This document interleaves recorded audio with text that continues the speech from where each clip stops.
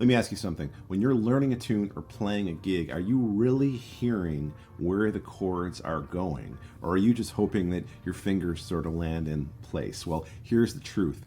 If you can't hear how chords are moving, you're never going to feel confident on a gig. You're going to second guess every note. You're going to feel lost when the changes shift, and you're never going to really own the music. So that's why this morning, inside my Bass Improv Mastery program, where we have 2 coaching sessions every week, I took everybody through one of the most important ear training workouts that we can do, which is to learn to hear root motion clearly and confidently. Today I'm going to share a little of that session with you, and I want you to grab your bass and play along. Now, I recorded this while I'm here in Chicago. I'm still resting my wrist, getting ready to hit tonight. 4 nights of hard playing, so I can't be playing right now, but this was an opportunity to still take everybody inside my program to build a powerful, powerful skill. This is the type of work that we do twice a week inside the Bass Improv Mastery program. If you want to learn more about how you can get in on this training, click the link below. Let's get into it. I want to show you what I did with everybody today to learn to hear root motion. All right, everybody, so we're going to start working on how we can start to hear root motion. Now, when I was playing with Monty Alexander, this is something that I really had to develop because he and a lot of these old school piano players and a lot of piano players that I even play with today will just start playing tunes. They'll just sit down and start playing. And you're expected to be able to just find the notes, right? And really, you got to hang on every level. You got to hang, on playing the form, on accompanying them, on walking bass lines through the form, on soloing.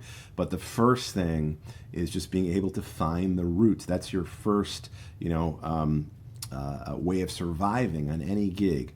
Is can I just hear the root motion? And I know that we've talked a lot about different ear training approaches and things like that. But as bass players, if we can't hear that root motion first, we're dead. And actually, it's I understand that it's not as easy as it seems to be. So today we're going to go through a process of how to do this. Okay, first thing we're going to do, I want everybody to grab your basses. If you don't have your bass, you can just sing along with this, okay? That works too. If you sing, I want you to use the syllable za, all right? Just don't do ba, ba, ba, just za is a good one, okay?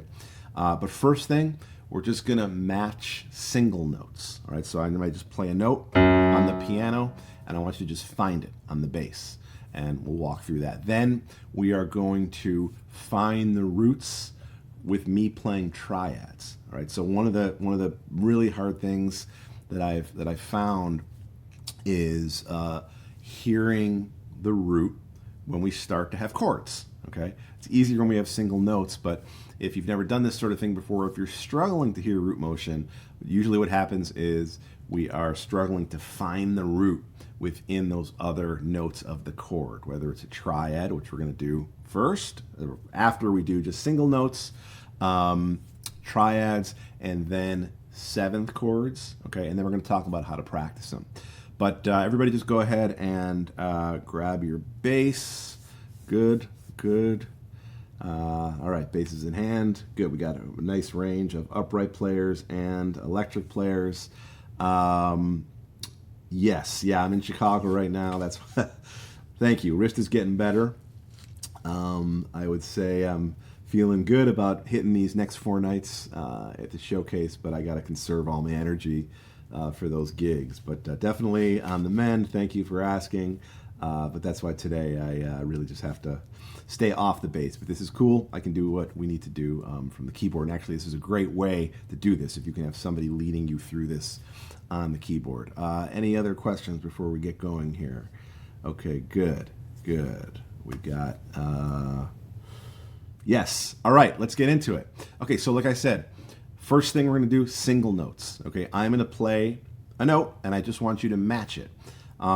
This is not about having perfect pitch, okay? Obviously, if you have perfect pitch, this is going to be a lot easier. But first, I just, take whatever time you need to try and find that note. Once you have that note, it should be easier to start to find the rest of the notes that I give you after that. And I think I mentioned this briefly earlier. If you're having trouble just reacting and finding the note, then sing. Okay, see if you can sing the note first before you play it, and use, again, really recommend the syllable za. So if I play this, za, right, see if you can match that first, singing, and then playing. Also just want to add to what I just said, reacting, right? Everything about improvisation is about reacting. How we are reacting to the ideas that we hear, how quickly we can get that reaction time on that end in terms of we hear an idea from our ear into our hands, through the bass and out into the world, right? But also reacting is reacting to what the musicians around us are doing. And when it comes to this sort of work, this sort of ear training work, right? It's literally that. We're just trying to react to a sound that we're getting from, specifically in this case, from the comping instrument, from the piano or the guitar. Okay, so you want to get to the point, I want to see you get to the point where if you go to a gig, piano player starts playing something, you don't need to ask her or him, hey, what chord is that? What's the root of that chord, right? I want you at least to be able to hear the root. Then we can start talking about, what are the chord qualities. But I want you to be able to at least get to the point where you can hear the root and not even really have to ask, like, hey, what key are you in? Even if it takes you, a couple seconds to find it, okay? All right, so we're going to start, like I said, first with just single notes. I'm just going to play a note, and I just want you to find the note on the bass, all right? Again, and sing it first if you can't, if this is something you're struggling with. So here we go. So try and sing that first. Za, right? I'll see if you can find it. Good. Seeing some people, looks like they got it. Some people still finding. Yeah, good. Okay, A, right? That's an A. All right, so now we're in. Now, when we move forward, I'm not gonna try and stump you all, right? I'm not gonna try and be too sneaky, but we should be able to slowly find the rest of our pitches, once we're in now, once we have, this is A and everything is coming sort of in context now, okay? So, gonna keep this kind of easy for now, all right? That's our first note.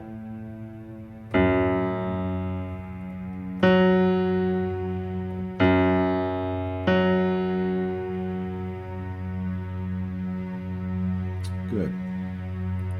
All right, remember to sing it first if you're struggling with it.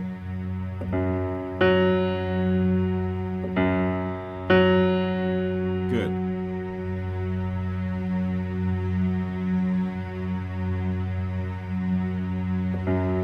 Okay, let's do another one.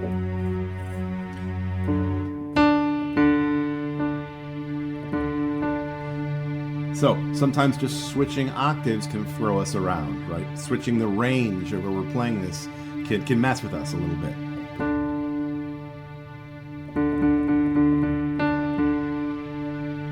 Right. Good. D. Okay? D. Very good. Now we're going to move on to triads, and we're going to do triads in two ways. First, we're just going to focus on major triads for now, all right? So just to really dial in hearing this root motion. But certainly moving forward, and I do want to work on this in future sessions, working on, mixing up between at least major, minor, and dominant to start, and then adding beyond that. But just today, we're just going to focus on major triads. Okay, so you don't need to worry about the chord quality. We're just really dialing into finding those roots. So we're going to do this two ways. First, on the keyboard, I'm just going to play a closed voicing, just a closed triad, right? So in other words, just this, right?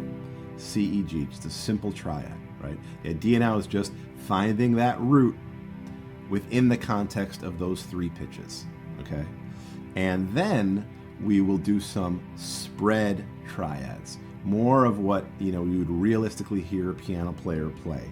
So spread triads mean I may keep that root, but for the third and the fifth, I may take it up here, right? or I may do this. Spreading those these two notes out a little bit, okay? Now, when we start getting into chords, okay, and triads, triad is a chord, we start getting into chords. Beware of this tendency. So the tendency may be to hear the top note, right? Your ear may gravitate towards that top note first. And that's not our root, okay? That's our fifth. But, because it's just the top note of the voicing, sometimes your ear may gravitate towards that fifth. So remember, we want to get that root, okay? All right, so just so you see what I'm talking about here when we're talking about closed position versus spread voicings, the latter being more of what you'd have to react to when in a real context of playing with a pianist. All right, so again, I'm taking off the keyboard, all right? And we're just gonna do simple triads now. Okay, so yep, everybody have their bass in hand. All right, here we go, simple triads, same thing, I just want you to find the root. And again, if it's something that you're struggling with just reacting to, then remember to sing, right? Make sure you can sing it first before you play it. Okay, so here we go. Find the root. The game is called Find the Root, okay? All right, good.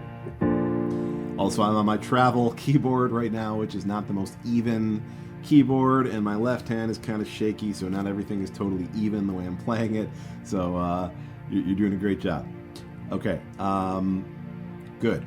That's right, B flat is our root. It's B flat major triad. Okay, and we're still in closed position triads, just 1, 3, 5, all right?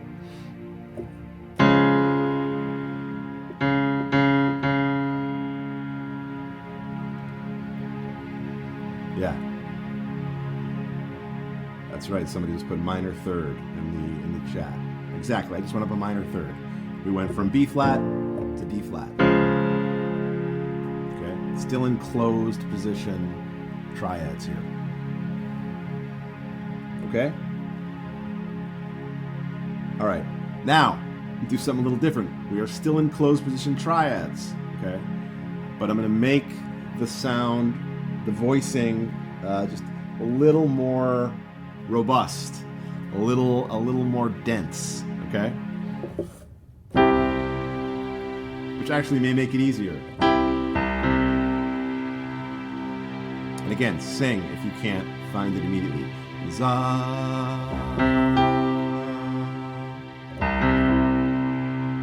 All right, good.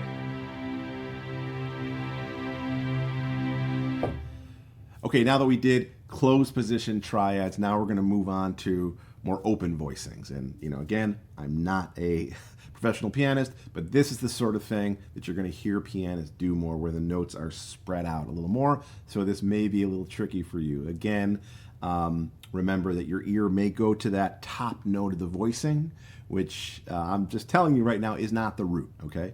Certainly if you're on a gig, that may be the root, depending on how the piano player is voicing it. But, that your ear may do that here, okay? Yes, that's correct. I still want you to go for the root, okay? All right, so here we go. Spreading things out a little bit more now, all right?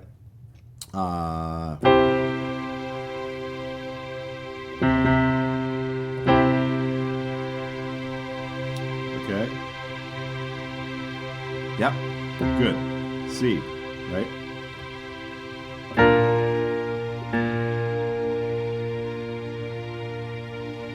All right, you guys are getting fast at this, right?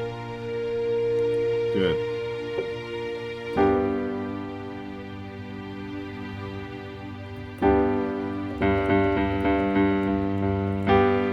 Yep. Okay. Let's try this.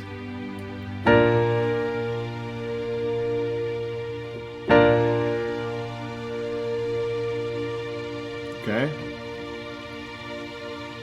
Good.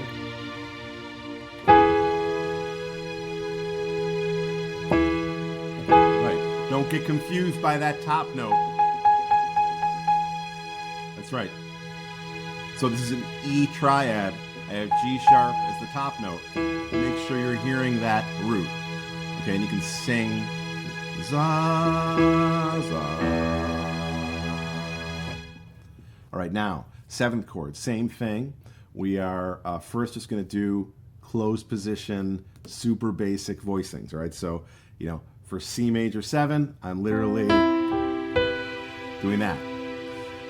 Again, this problem of hearing that top voice, that soprano voice, and confusing that as possibly the root, that's an issue, again, to be aware of, right? That's our major 7th, that's not the root, okay? Now, major 7 can also be a little tricky because we have this dissonance, we have this, okay? So, the distance between the root and the major 7th is really a minor second. All right. So even hearing these in just simple closed position can be, I understand it can be a little tricky. Just be aware of that. All right. But moving forward now, next few exercises here, just doing 7 chords in simple closed position voicings. So here we go. All right.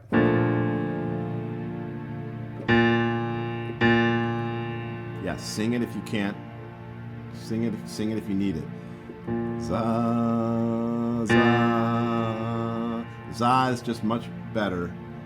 Yeah, you like za. Yeah. Za is better than, ba, ba. It just doesn't sound musical. Ba. Za is a good syllable. All right. Good. Remember not to confuse that soprano voice as the root. All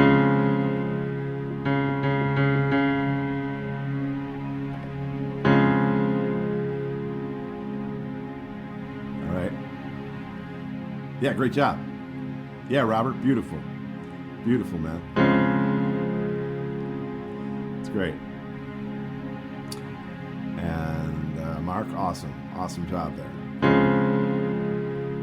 Beautiful. Okay. Now, remember to use your ear here. I'm just going to tell you I'm moving in a sequence. All right?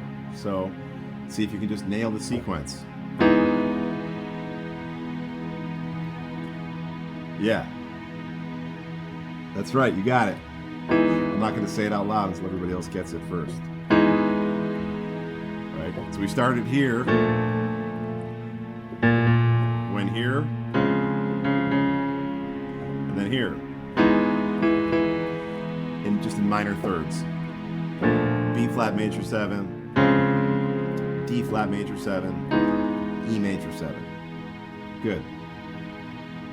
Yeah, yes, I understand it. It can be tricky to hear that soprano voice, that top note of the voicing. Our ear sometimes gravitates towards that first, but this is our root.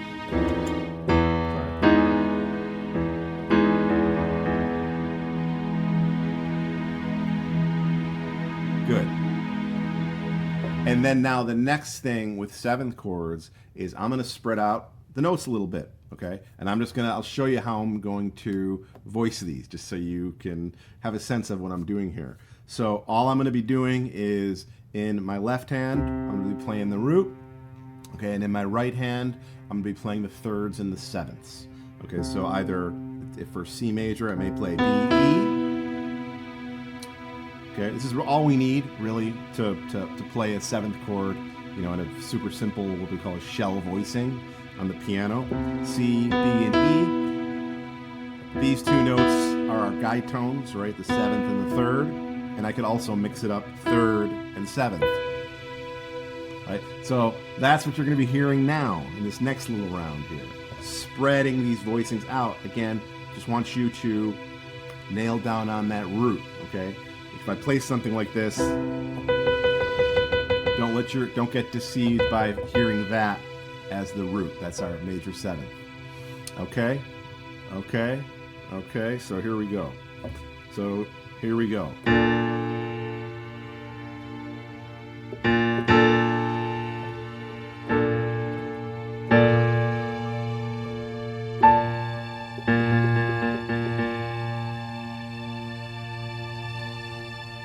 Yeah, it's almost easier because of the spread, right? In a certain way, it is because the root is more isolated.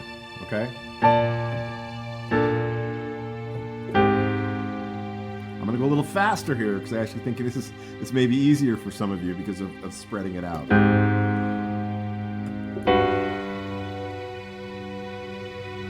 Okay. Good.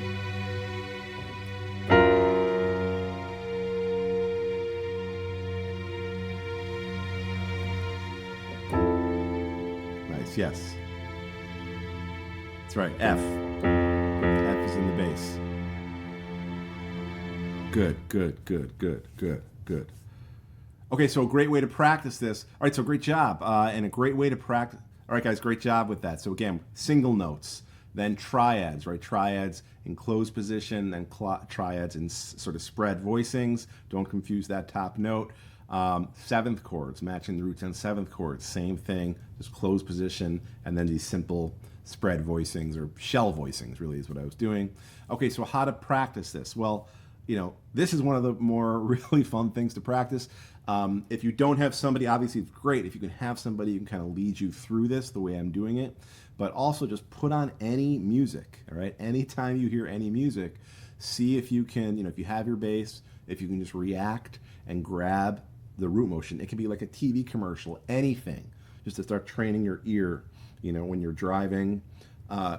For jazz, it's interesting, the Great American Songbook sorts of tunes, they tend to move in, generally predictable sort of movements in these functional harmonies, sort of 2-5-1 sequences and things like that, which obviously can be a challenge to even hear that root movement. But if you check out even Beatles tunes, right, where we're generally talking about just triads, but where the root motion goes in places where, it's not really expected, right? In other words, a lot of great American songbook jazz tunes, we can kind of sense where the root motion is going to go. But in Beatles tunes, right, or a lot of other tunes from the 70s where they may be changing keys a lot and may just go in a lot of different directions, sing along with those, with that kind of music. Just in general, sing along with all music, but focusing on that root motion. All right, so everybody out there in YouTube land, hope you enjoyed that look into our coaching session from this morning where we worked on root motion. Really important to hear this. If you want to get in on these sessions, you can click the link below to book a call with me to talk about what the Bass Improv Mastery program looks like, how it can help you. And if you want to learn more about ear training, specifically one of the most important things, hearing intervals, click here.